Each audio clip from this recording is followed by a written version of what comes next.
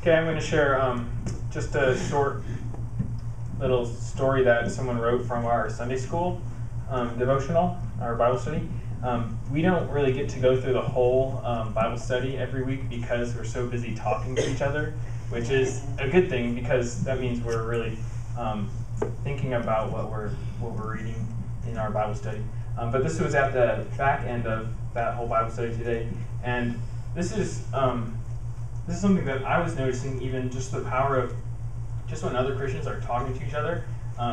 Me and Patrice were talking after lunch today even about this, to just be able to see this come up in this passage or in this story was just kind of speaking to me about just when Christians are talking to each other, the same exact thing comes up in another part of your life that day. So I felt like sharing this. The passage, or the title is Context is Everything.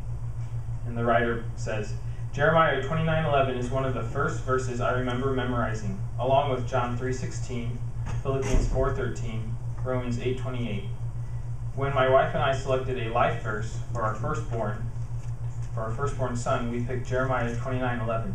As we mentioned earlier in this lesson, it was 2011's most searched verse on a popular Bible website. Taken by itself, it communicates the hope and security we can find in the care of our watchful God. But like so many promises from Scripture, when we lift them out of their context, they lose so much of their richness and depth. Don't get me wrong, they aren't any less inspired. They're just a lot more superficial.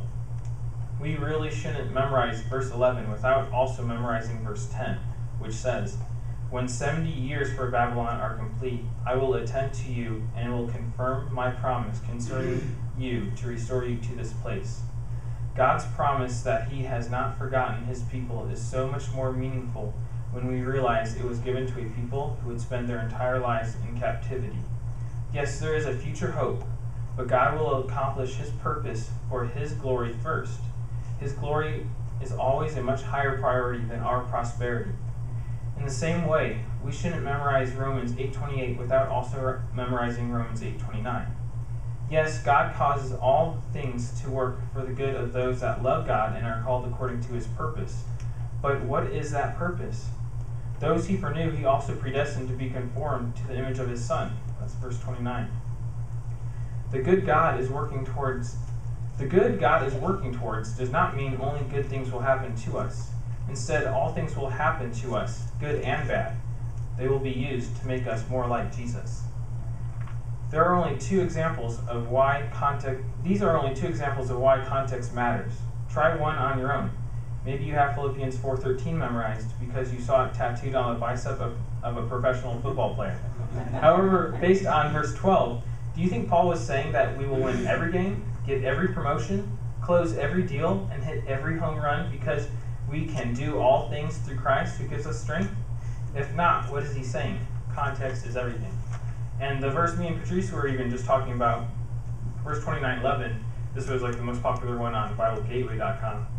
The verse 11 says, For I know the plans I have for you. This is the Lord's declaration, plans for your welfare, not for disaster, to give you a future and a hope. And I always turn to that verse when I'm trying to talk through like a new believer, or someone who's going through a tough time, maybe a death in their family, or I have friends who are going through a miscarriage.